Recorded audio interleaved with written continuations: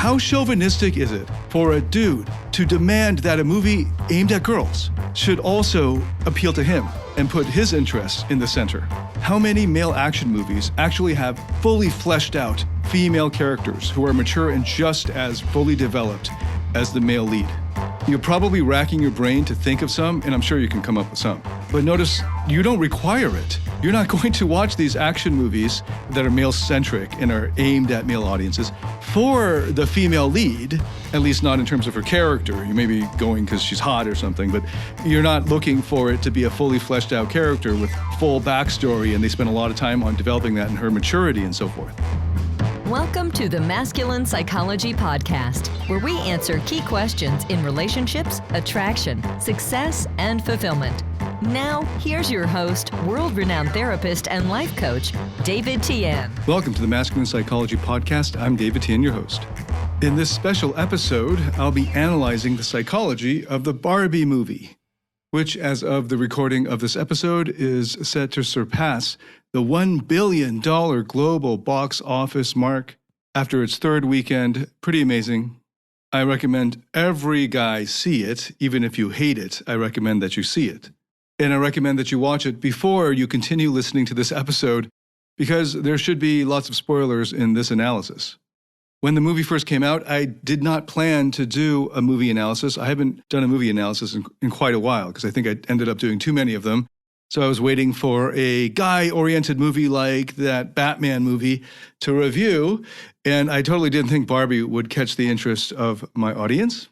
But after its opening weekend, I got a comment on YouTube to review it and some emails and messages to review it because they wanted my opinion about it.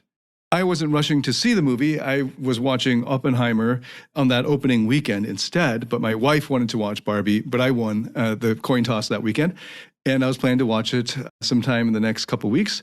But because of all of this interest, I scheduled and booked our movie viewing of Barbie earlier than I expected.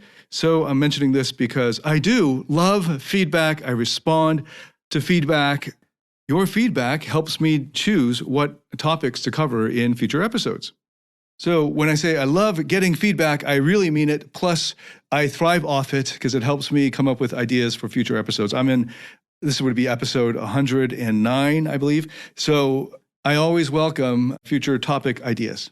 So in case you were like me before the movie came out and you weren't intending to rush to the theater to watch it because maybe you aren't a fan of the Barbie toy or the franchise, and maybe you haven't kept abreast of how explosive the box office has been with Barbie and Oppenheimer, especially Barbie, and even more so the cultural commentary alongside the Barbie movie, which has been overwhelmingly positive.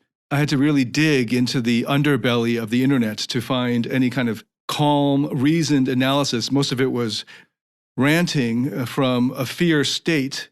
And when you're in the state of fear or panic, you cannot make any good decisions. And that's how most of the negative commentary struck me. But I did find a couple of really important points. And I promise you that if you attend to this episode and then watch the movie, or actually, I recommend that you watch the movie and then listen to this commentary, and then maybe watch the movie again, perhaps seeing it in a new, more insightful light. You will understand the interior life, the thought life and the emotional life of modern women better, and as a result, it will be easier for you to be in and succeed in relationships with them, and obviously to succeed in your dating life and any type of situation where you are having interactions with modern women. One of the reasons this is so important is because most of the men who are struggling to connect with women in the modern world, who are struggling to find a place for themselves in their roles socially in the modern world as young men, so many of them don't even realize that the world has changed quite dramatically over the last few decades and has accelerated in that change and the acceptance of it and the pervasiveness of it. And instead, they keep holding on to this wish that they could turn back time, back to basically the 1950s in the West, where women would kind of know their place and automatically respect men who are successful or just men in general. So these men are really lost, and they don't know why they're lost. and they don't even have the vulnerability or awareness to recognize that they're lost. And they think if they can just rally enough other men, and of course as many other women as they can, to their cause of turning back time, then they will succeed in this ultra-conservative project of repealing these developments in gender relations over the past few decades. And then these women will behave and will respect them and will reflect back to them the values that more easily cast these young men in a positive light and an empowering, strong light. And of course, by the way, I'm from this point on assuming you've watched the movie. That is, of course, what is depicted in the movie in a really funny way, in a kind of simplistic, exaggerated way, but it's a movie about Barbie. So what did you expect? It's a satire. It's supposed to be funny. It's supposed to be entertaining. Okay, so on the written outline here, I've got at least 4 main points. I hope to get to at least 2 of them. I promise to mention all of them, but I hope to get into depth on at least the first 2. So the first point is a response to the main negative criticism that had some substance to it that I found on the internet.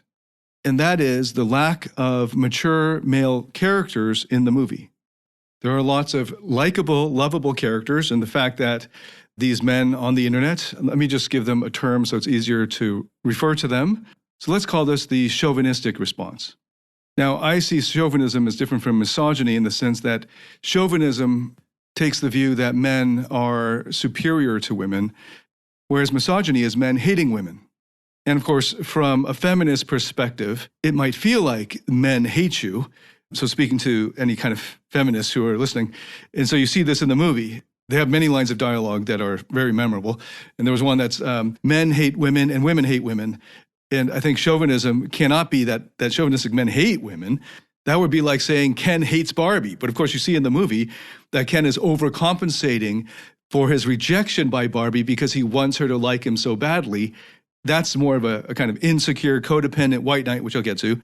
And the so-called patriarchy that kept getting referred to and hilariously demonstrated is more like a chauvinism, an insecure chauvinism, where they're trying to assert their superiority over women because they want their approval and admiration so much. Okay, so I'll call this in a very inexact way the chauvinistic male response, which was that there weren't any mature male characters in the movie, and then they hated on, they looked down on, they were ashamed of and embarrassed by the portrayals of Ken and the other Kens, well, the Ryan Gosling Ken and the Simu Liu Ken and the other Kens, and they looked down on them as pathetic losers, which obviously really just reflects their own self-hatred and their own toxic shame of themselves, because in fact, they are in that position in their realities. And that's why watching that movie hurt them so much, made them so angry as a response, and made them so fearful because everyone laughing at the Kens in the movie, they feel it as laughing at themselves, their predicament. And the more popular the Barbie movie becomes for them, their great fear is, the more the world will gang up on them and exclude them and exile them. Now, if you're mature enough to be looking for a way to try to make sense of the sort of underground chauvinistic and, of course, misogynistic, but I'm not going to address the misogynistic responses. They're just so obviously wrong. But the chauvinistic responses, hopefully this is enlightening, but especially to those who relate to the chauvinistic response because that was your response. But in every case that I found on the internet, there was no self-awareness around the fact that you relate to the Kens because you're actually have been or are in that position roughly. And instead, the reaction is to look down on the Kens. And that obviously is a reflection of your own shame and self-hatred. But that wasn't even the point I wanted to make. It was a tangent because I said these lovable Ken characters, who, by the way, were played so perfectly, especially Ryan Gosling right off the bat, his body language. There's another point that I won't get to, but the use of body language and movement, physical movement in the movie was incredible and so full of symbolism. Okay, so returning to the criticism, there were no mature male characters in the movie. But of course, in the movie, there is a mature female character, the ghost of the creator of Barbie, Ruth Handler. Though in the movie, she just appears at the end and isn't really fleshed out very much. I had to Google her to learn more about her. But in the movie, she's depicted as this sort of oracle figure and a wise mentor or guide. And then there are plenty of heroines, of course, in the movie, though I wouldn't consider them mature, and that's a point I'm going to get to. That's the second main point. But staying with this first one, which is that there are no mature male characters, point taken. However, recognize who this movie was made for, just as in G.I. Joe, or even much more recently, The Avengers. Scarlett Johansson's Black Widow character was there from the beginning, and for 10 years didn't get her own spotlight until the whole franchise, that whole phase was done with Thanos. And then she got a retrospective movie that was set in the past, so they killed her off, so there was no future in it, even contrasting this to the other incomparable character, Hawkeye, who got a whole TV series and is still alive. But anyway, what do you expect? That's Marvel, and it was originally written to appeal to dudes. Superhero movies are made generally for dudes.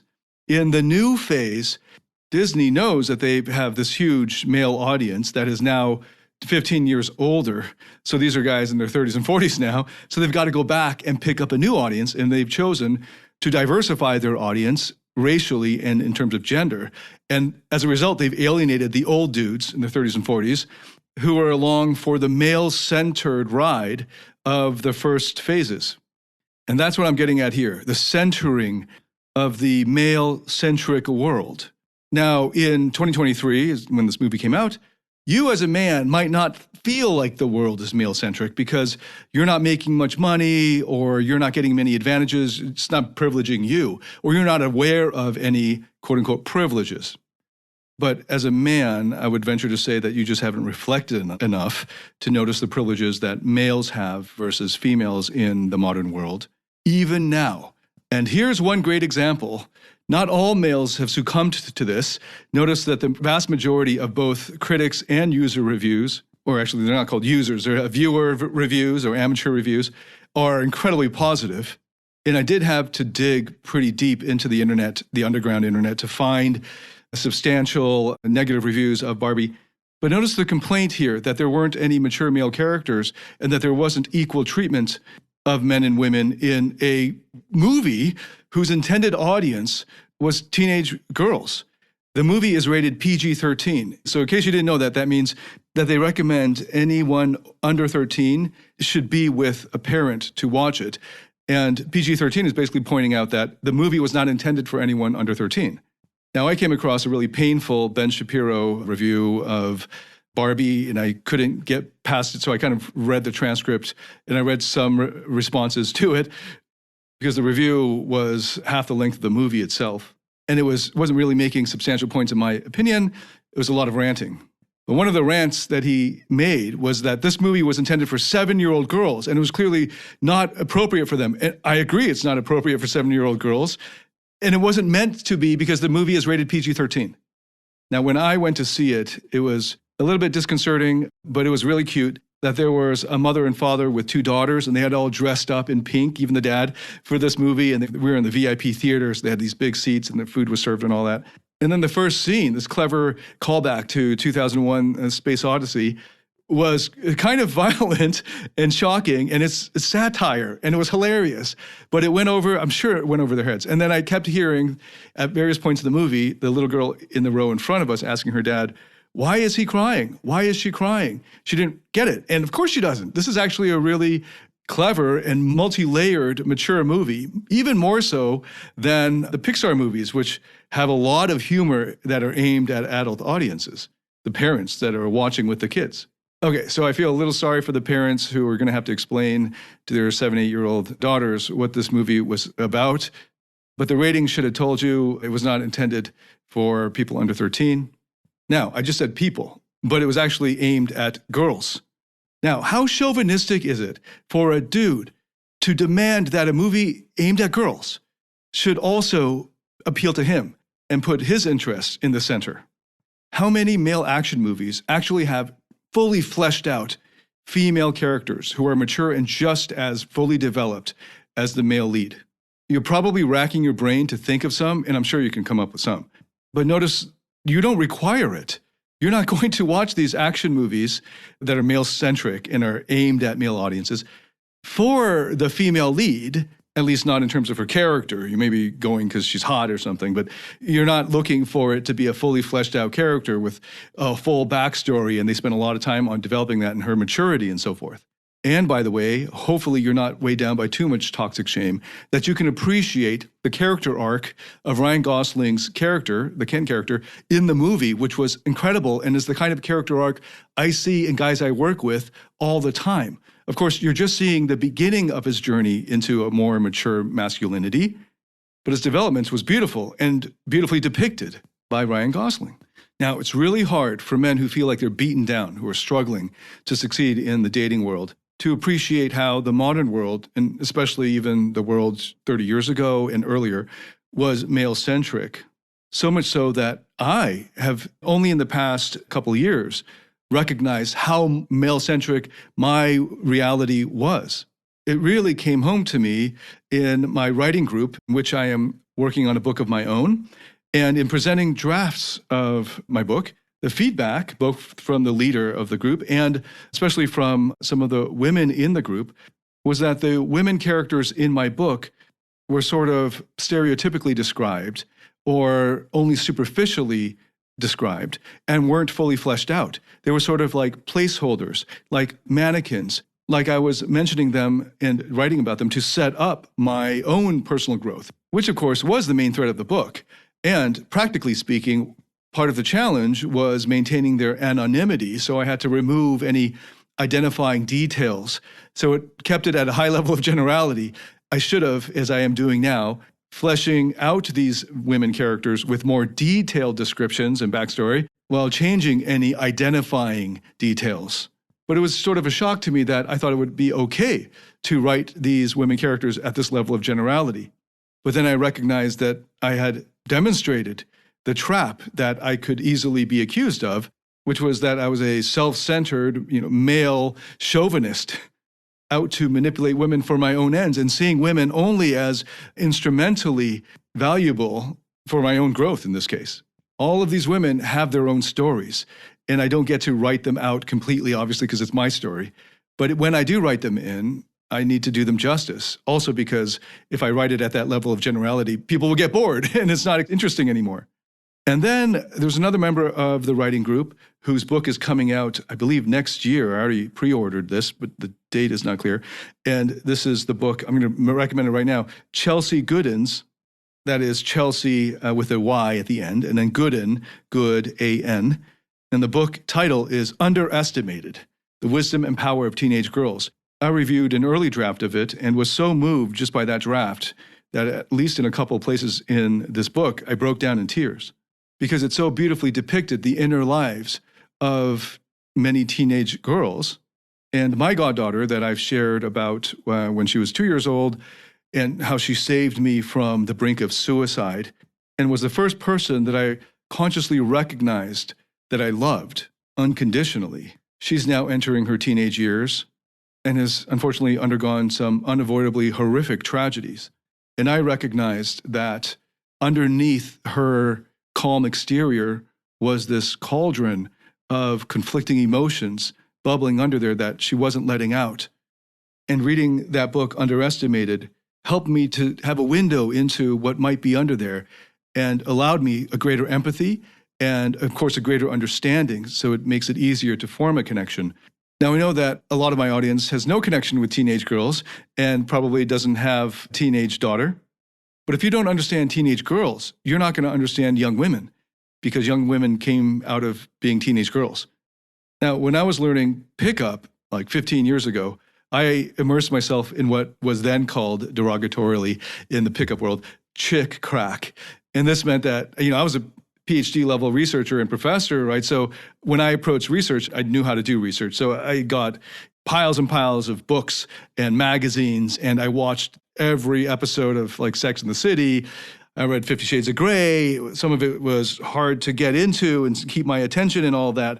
But I read it as a way, and I got into erotica intended for female audiences and trying to see it from the female eye. And I learned a ton from that. And I recognized that most guys haven't even done that level of analysis, and that's mostly aimed at sort of a more superficial sexual level. but I've noticed that my wife is watching the new episodes of the new seasons that are coming out of Sex and the City. Yes, they have come out with new episodes. And I recommend to any guy who's trying to understand women, because if you feel like women don't understand you, very likely because you don't understand women, in addition, of course, to not understanding yourself. But at least try to understand the interior life of the women that you are interacting with the majority of the time. Now, you might find what they believe in their lifestyle and their emotional life appalling. And if you do, well, this is one of the main reasons you're not able to connect with them. And I feel sorry if you end up having a daughter, because she's going to have a hell of a time with you. And probably to get along with you, she's just going to have to hide parts of herself, because those parts are there. But if you don't accept them, she'll just hide them. Or she will just flat out rebel it to your face. And then, of course, you're going to be like those bitter men and never grow. You're going to get stuck because you're going to think that your problem is that the world isn't going according to your preferences and you are not adapting. You will get evolved out because you want to turn back time. So I thought of a way in for some of my audience. And I know a big part of my audience is a minority race in their culture. I am Asian. I don't know if you picked up on that. And I was raised in Canada, and then I went to the States for my PhD. I also lived there for 4 years as the first place we immigrated to from Taiwan. And right up until the middle of my undergrad years, I was a small minority of Asians in any classroom. I was used to being one out of only maybe 2 or 3 other Asians in a classroom of like 25 to 30 kids. And I'm pointing this out because if you grew up as a minority race, you know what it's like to be in a world in which your perspective is not centered.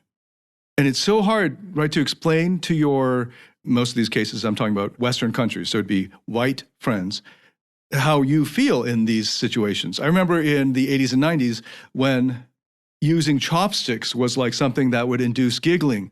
Like these Westerners were trying to use chopsticks and seeing them as these really exotic things that this is so illogical. Why would anyone do this? Ha ha ha, this is so stupid. But okay, we're going to do our Japanese night and the same with sushi, right? Ew, gross, raw fish, slimy, whatever, right? Now I can say this now in 2023 because in all the cosmopolitan cities, I see white people using chopsticks perfectly fine, and they don't make a big deal out of it at all. And in the big cities that I venture to in the West, I've seen Westerners apologize that their chopstick skills aren't up to snuff, and then they ask for a fork or something. And of course, the explosion of popularity of sushi, it helped that these sushi restaurants catered to Western tastes and developed whole menus full of rolls, which you won't find in Japan. But I call this progress because now, decades later, after my childhood, in these examples here, the use of chopsticks and sushi are more in the center of mainstream society. Even if you're a minority Asian in the society, parts of you are more accepted into the center. I don't know if this centering discussion is helping at all for those who are white males living in Western countries. It's so hard to see the unconscious privileges that you've gotten, because our human bias is to focus on the problems, and you probably can't see any of these advantages that you've gotten, or the fact that your perspective as a Westerner is centered in Western countries. Here's an easy example. When you go to Japan, all the street signs, everything's in Japanese. That makes sense, that Japan would center the Japanese perspective in Japan. No duh, right? Part of this controversy that you could see right now with the Barbie movie is that there are all these males who are complaining that this Barbie movie, made and intended for, aimed at teenage girls, is not centering the male perspective. And that's like a white person watching a Chinese movie and saying there aren't enough white people in it. Or as you could level against the movies produced by mainland China, the big hits right now, like Wolf Warrior, where they're clearly centering the communist Chinese perspective and decentering the American hero perspective. That, by the way, Top Gun centers the jingoism of the American military against the faceless foreign bad guys. No matter their physical strength, for many men, emotions are too much for them to handle. It's why they can't give women the deeper levels of emotional intimacy and connection that they crave. It's why they fail to be the man that modern women desire most. A man with inner strength. a man who has mastered his emotions. Find out how to master your emotions through David Tian's Emotional Mastery Program. The Emotional Mastery Program is a step-by-step system that integrates the best of empirically verified psychotherapy methods and reveals how to master your internal state and develop the inner strength that makes you naturally attractive, happy, and fulfilled. Learn more about this transformational program by going to davidtianphd.com/emotional mastery. That's davidtianphd.com/emotional mastery. Now, I, having spent 20 years in North America, am so used to accounting for Western-centric everything that I just take it in stride and enjoy it for the limited parochial scope that it has. And I find plenty of enjoyment. It's a fun movie. Similarly with Barbie, it's not intended for me. It wasn't written or aimed at me. And I have to take that into account as an intelligent human being. And thankfully, I've done, now at 47, coming up to 47, enough work on myself to be open-minded to taking the foreign point of view. And the foreign point of view, in the case of Barbie, is a young woman's point of view, especially a teenage girl's point of view. And one of the reasons why it's so hard for dudes, regardless of race, to enter into the woman's point of view, especially the young woman's point of view, is actually because, from my analysis, gender is more foreign even than race. So you notice we accept action stars of all kinds of races. And as dudes, you can imagine yourself as a samurai badass or a ninja badass, and now you're kind of entering the Japanese male action hero's perspective, or you can enter into Bruce Lee's perspective, all of this sort of stuff. There are all these male action heroes of different races, like Black Panther. It's a lot easier to accept that. And that's because I think males around the world have a lot more in common being male, regardless of their culture and race, than they do actually with the lived experience of females. It's really hard for us to understand what it's like to not have a penis and instead have a vagina, and then to bleed from our genitals every month for days on end and have other side effects like major cramping and headaches and all that stuff. And then to have breasts and have the awkwardness of all of that. And then to bear children. I won't even go there. It's a much bigger stretch for men to enter into a woman's perspective than it is to enter into another man's perspective, just swapping out skin color and culture. That's my own anecdotal opinion. I don't think anyone's done rigorous research on this yet, and feel free to disagree with me. I don't have a big bone to pick here. I'm just throwing this out as a hypothesis to explain the much greater animosity against women-centric TV shows like She-Hulk and movies like Barbie versus the relatively easy acceptance of watching an all-Chinese kung fu movie with an all-Chinese cast and totally in Chinese, or watching a Japanese samurai movie with lots of action and all the characters are Japanese, it's in Japanese, it's aimed at Japanese audiences. It's so much easier for us dudes to enter into that world and get into it than it is for us to enjoy a movie intended for our sisters. Like somebody as close to you as it gets genetically, but has a completely different body and lived experience. And then I've only mentioned biology. Now I want to come back to race because this might trigger people saying, well, you're saying race is not important. It's so important that I've chosen it as a comparison because hopefully you recognize how impactful and how important it is and how far we've come that we have this ability to enter into other worlds that are not our race. And that's a lot of progress. Even the fact that I can mention, like kung fu movies and samurai movies in Chinese and Japanese entirely. Hopefully you've seen some of those at least, right, with subtitles. If you haven't, what? Anyway, notice how if it's race and gender combined. So if you're a white man trying to understand the lived experience of a black girl, how much harder it would be for you. Or even for me, a Western-raised Chinese man trying to understand what it'd be like to be a 4-year-old black girl.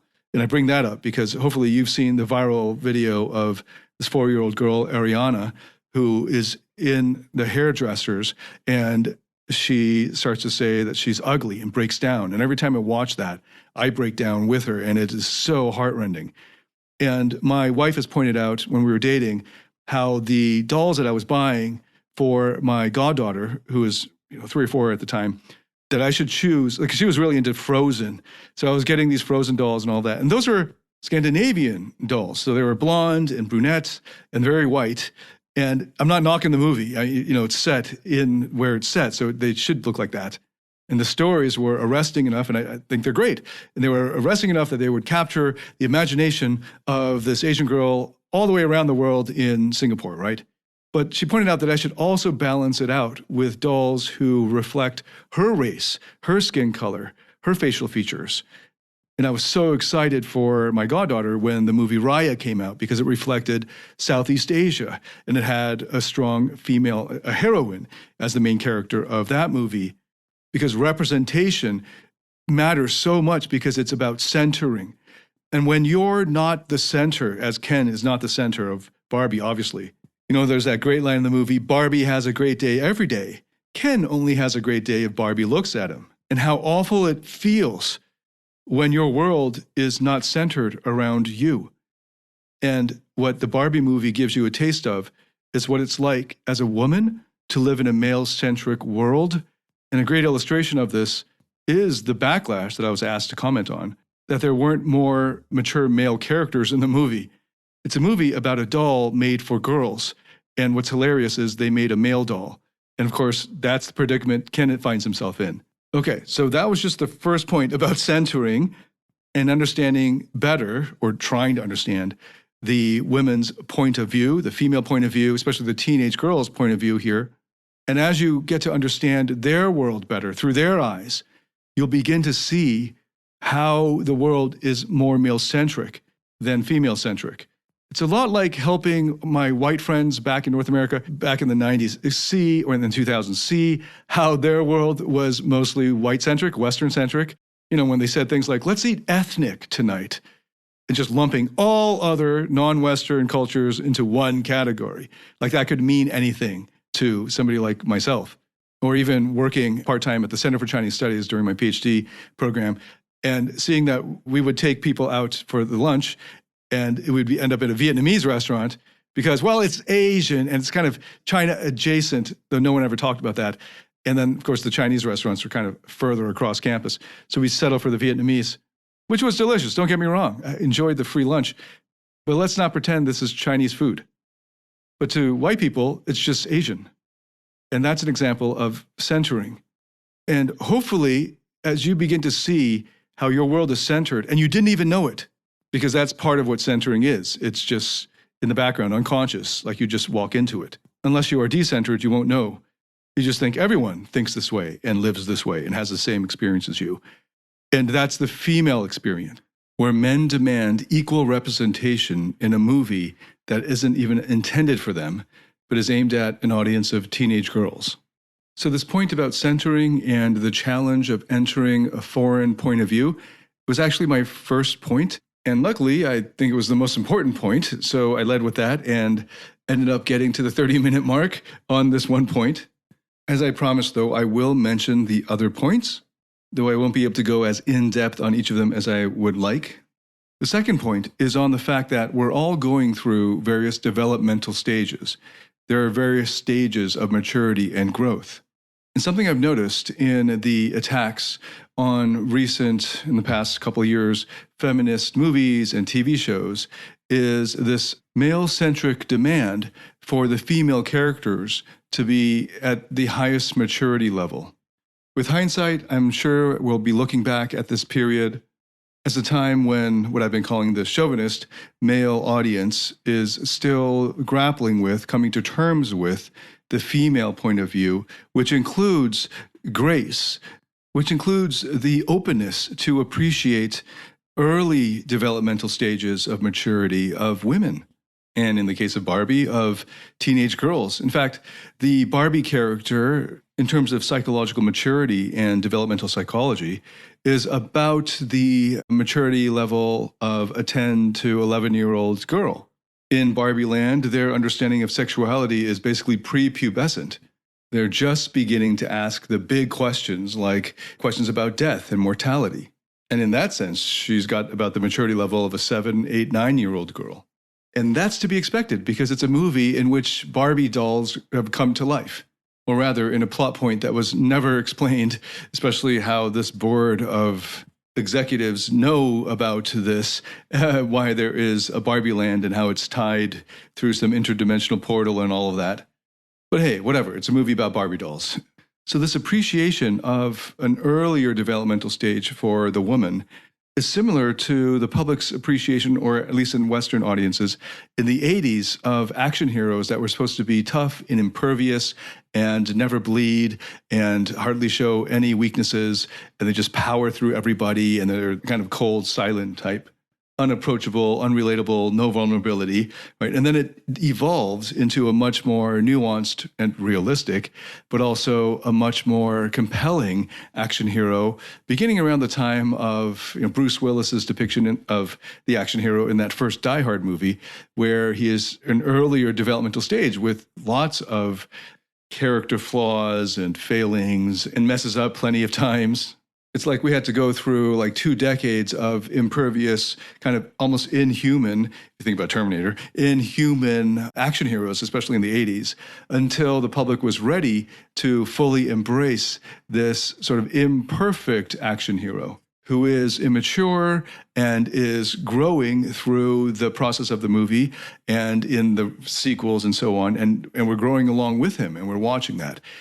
I saw this especially in the male-centric reviews of the She-Hulk TV series, where they attack the moral character of the heroine, not allowing her the room to grow and develop and become more mature. And of course, one of the main reasons for this, other than the fact that they can't enter into this very foreign point of view of the woman, the other major reason is their fear. Their fear of the unbridled, feminine, chaotic power that will run roughshod over their emotions, just as Barbie did over Ken at the beginning of the movie. I know that a lot of the guys watching it who are what I call white knights, other people call these nice guys, codependent. Well, they're actually compensatory narcissists. But narcissists might sound too harsh. They're well-meaning, they're just immature. And the codependent white knights see that time that they were stuck in the friend zone and that attractive girl that they were pining after who kept treating them like they were just friends, thereby breaking his heart despite all he's done for her. Basically the red pill is full of codependent white knights. They see that depiction and they freak out because, oh no, this movie is actually reinforcing or conditioning the very evil that has hurt them the most and has upended their lives. And now they're so angry and seething with so much resentment that they go on the internet and spend hours just rage writing about the evils of the feminine nature. So they're not watching this movie in any kind of detached way, like, this is a movie aimed at teenage girls, and look at this depiction. What does that say? No, they're freaking out because they see themselves in the treatment of Ken by Barbie, and they relive this trauma that they went through. And that's why there's so much anger and emotion against, this rage against the immature feminine. Now, that first point, responding to the complaint that there were no mature male characters, I would say that there are no mature characters except maybe the Ruth Handler ghost at the end, though that was a ghost and it wasn't fleshed out and she didn't have a whole lot of lines. But what she did show seemed pretty mature, and that was a wise perspective. The sort of thing you might expect in a male-centric movie to be played by Morgan Freeman as a kind of god figure or a wise fatherly figure. But the Barbies were basically like prepubescent girls, and that's totally to be expected, and that's part of the humor of it. They're Barbie figures. They're like preteen girls in the bodies of adult women. Now, when these guys watch movies that depict immature, still growing, still in an early developmental stage, male character, they don't have any issues with granting these male characters that leeway to grow. They're not demanding that these teenage boys should have a 70-year-old's maturity level. But the chauvinistic male-centric viewpoint demands that all of the female main characters must be at the maturity level that allows the women to appreciate immediately, right from the get, all maleness up and down the developmental stages. Now at the end, big time spoiler alert, right? Barbie helps Ken to own his own identity. And so just before I get to that, I want to mention, I would like to go in a lot more depth on what a codependent white knight is. But I've done plenty of hours worth of material explaining this. I did an almost 1 hour Man Up episode on the white knight syndrome. I've also done plenty of episodes in this podcast on compensatory narcissism. And in my course, Rock Solid Relationships, I devote about 4 to 5 hours going in depth on what the white knight syndrome is and what codependent narcissism or compensatory narcissism is. And not only do I explain how to get out of it, I actually guide our Rock Solid Relationship members through processes that help anyone grow out of those early developmental stages of being stuck at that codependent level. And one thing I was just about to point out there is the importance of identity, where Ken's identity was wrapped up in whether Barbie liked him and treated him well. Basically, he only felt significant when she lavished approval and attention on him. And finally, Barbie recognizes that. So this is a developmental stage of hers. She's still quite immature. I mean, got to cut her some slack. She was basically living a doll's life as a prepubescent girl trapped in an adult's body. And she had a big wake-up call and a kind of awakening. And now she's actually skipped some stages and is mature enough to recognize that Ryan Gosling's Ken needs to find his own identity apart from her in order for him to find his happiness and fulfillment. And she actually encourages him to do that. Now, there's so much more to be said. I was just going to track throughout the movie each stage that the Ken figures went through, especially in that fight and the battle at the end that transitioned into a dance-off, that transitioned into kind of solidarity. And for me, that was actually the highlight of the movie, that dance number. It was hilarious. And I want to point out that even the human characters, the teenage daughter and then the adult mother, are also still in these middle developmental stages, not where Ruth Handler's character seemed to be anyway, based on the little that we saw of her. Those human characters were also coming into their own and grappling with the various identity challenges in their lives. They're all on their own character arc, their own hero's journey, and we're just seeing the middle of it. And that's okay. It's definitely okay when it comes to other great movies depicting a flawed male character who undergoes some growth, but certainly isn't perfect or all compassionate or all wise or all moral at the end of the movie. And of course, this leaves the door open for sequels. So I wanted to make that second point there about maturity, developmental stages, the grace to have the openness to allow female characters to still be in process, in development, and noticing how the Ken figure is a perfect, hilarious, and entertaining depiction of a codependent white knight who is growing out of that, but just at the very early stages. At the end of the movie, he's moving into the realization that he's so, but then when Barbie at the end lets him off, sort of gently, he goes immediately to try to kiss her because he thinks, oh, now we're good. So he still doesn't get it, but he's starting to get it. And then the movie ends. And unless you want a 5-hour movie, in a 2-hour movie, that's okay as far as I'm concerned. I think they could have made it 2.5 hours so that they could explain how these executives know about these interdimensional portals and then maybe the metaphysics of that, but that's just me being a nerd. I also wanted to mention that there's this beautiful depiction in the movie of the theme of becoming real. And this is found in the classic book Velveteen Rabbit, which I recommend everybody read. I might one day do a book analysis on the Velveteen Rabbit, but also of Pinocchio. And you see this theme and this journey of becoming real in, of course, Margot Robbie's Barbie, but also in Gosling's Ken figure. And then the huge theme of death anxiety that they start with, and then they never really explore in the rest of the movie in any kind of depth. But I really appreciated using that theme of grappling with death anxiety as an opening device. And they touch on it in various parts of the rest of the movie, but they don't really resolve it, in my opinion. There's actually so much more to cover. I also had here a note on the feminist monologues and to go through some of those points.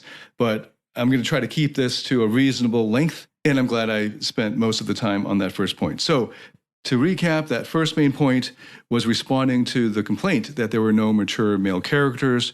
I pointed out to the main intended audience and the centering issue and how challenging it is, acknowledging how challenging it is to enter a very foreign point of view. And I wanted to point out that for most men, the female point of view is even more foreign than any other kind of male point of view. And then I also very briefly touched on the issue of developmental stages and the importance of grace for allowing female characters to be going through various early developmental stages, as well as an early developmental stage. And it's not necessarily a developmental stage of anybody, but it is an immature stage of the codependent white knight, which has a perfect depiction in Gosling's Ken, and actually in all of the Kens in a way. And then the importance of identity and where you draw your significance from. And then I also just mentioned the themes of becoming real and of death anxiety that I didn't have any time to get into. So if you haven't yet watched the Barbie movie, I highly recommend that you do that. It's going to surpass $1 billion, it's projected anyway, in the box office globally. And if you haven't purposely gone out to learn and immerse yourself in trying to understand better the young woman's point of view, watching what is popular for that audience, consuming that literature or those videos and trying to get inside their heads to understand their world and what it's like to live through that experience, let alone a teenage girl's lived experience or an earlier stage, I highly recommend you do so, especially if you plan on becoming, or if you are a dad of a daughter, or if you just want to understand women and connect with them better, and if you want to make the world a better place and have more harmony and connection in it. Don't get stuck like so many of these men are in this place of fear, which would, of course, lead to overcompensating, as you can see in the Ken, what Ken does in the movie, and it leads to this anger and just staying in that fear and anger, oscillating between fear and anger. Underneath all of that is, of course, shame. And if that's never addressed directly, you're going to get stuck at that stage of just being angry, not getting what you want, and blaming the world for your unhappiness. The world has already changed, and it's not going back, thankfully. And I encourage you to take this opportunity, or as many opportunities as you can, to decenter your perspective from a male-centric perspective, which of course you would and necessarily would have a male-centric perspective if you are a man. And you'd have to take extra effort to be able to come out of that perspective and enter into a very foreign point of view and truly understand it from the inside, and then to see your reality from that other point of view. It's already so difficult to even do that across racial lines, let alone across gender or sexual lines. But if you want to connect with the modern girl or modern woman, you're going to need to do that. Thank you so much for listening. If you like this in any way, subscribe on whatever platform you're listening to this on. Leave a comment, give me feedback. I love to get feedback. As I mentioned, this episode was prompted by feedback. And if you like this in any way, if it's helped you in any way, please share it with anyone else that you think could benefit from it. Thank you so much for listening. I look forward to welcoming you to the next episode. David Tian, signing out.